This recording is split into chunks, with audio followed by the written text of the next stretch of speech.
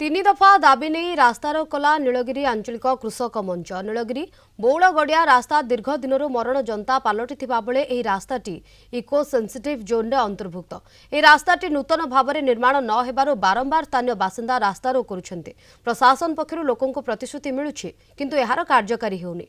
Nilgiri बौलगड़िया रास्तार bounce बणिया छकरे रास्तारोक करिछन्ते अंचलवासी। उभय पार्श्वरे अटकी रहिछि शताधिक गाड़ी। रास्ता समस्यार समाधान न हेले रास्तारोक करिवे बोली कहिसंती। एने अधिक आलोचना करिसंती आम नीलगिरी रिपोर्टर जगन्नाथ दास। आमे वर्तमान कहूचु नीलगिरी बौलगड़ियार रास्तार कथा जोटी रास्ता पलटुची मरण जनता बारंबार प्रशासन को अवगत करने पर भी कौन यार समस्यार समाधान है ना।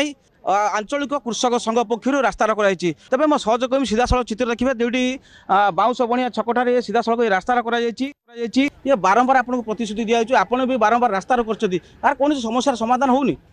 देखु यहाँ तो 18 थर जाकि 19 थर बस बारंबार प्रतिश्रुति मिलूँ हल्का फुल्का कम होती जिते थर ये करते गत थर कहते आम ब्लैक टैपिंग पूरा 2 इंच मीटर करदेबू तो जस्ट कर 6 मास पर कथा से कथा पुणी गर्भवती महिला जापारना कि जो डाक्तखाना को जो रोगी जापारना नाई ना असुविधार सम्मुखीन होती प्रत्येक दिन दुर्घटना होगी आज्ञा।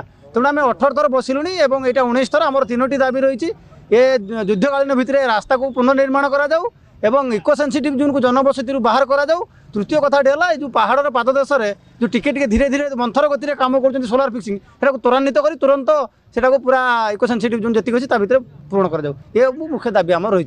निश्चित भाव में 3 गोटे दाबी नहीं आज रास्तार कर आपन को बारंबार प्रतिश्रुति दिखाई प्रकृत में कौन प्रशासन ये जाशुणी ना आपन जाशुणी गोटे हैरान करा जाशुणी प्रशासन करुँ आम उपलब्धि करुँ कहीं प्रति थर प्रशासन आमको प्रतिश्रुति दौची हे आम करदेलु ए रास्ताटा हूँ मुख्य कथा।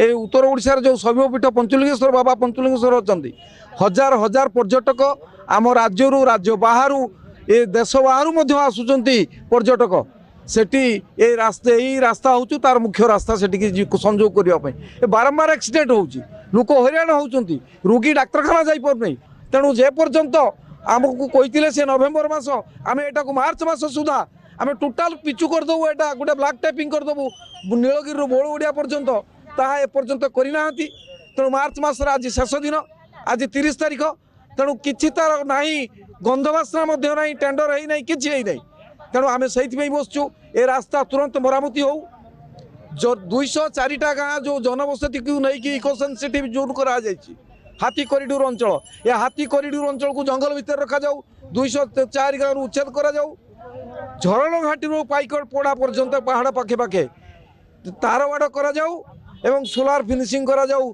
जंगल जतुन जमी गाँ भीतर को पशिबे नहीं लोक क्षयक्षति हम ना लोक मरवे ना से कथा करा जाऊ। ये 3टी दाबी नहीं आम बस तेज आगामी दिन जब रास्तार कौन समस्यार समाधान न हुए ताले पुनर्वती जहाँ रास्तार करेंगे पुणी चेतावनी देती। नीलगिरी जगन्नाथ दास कलिंग टीवी।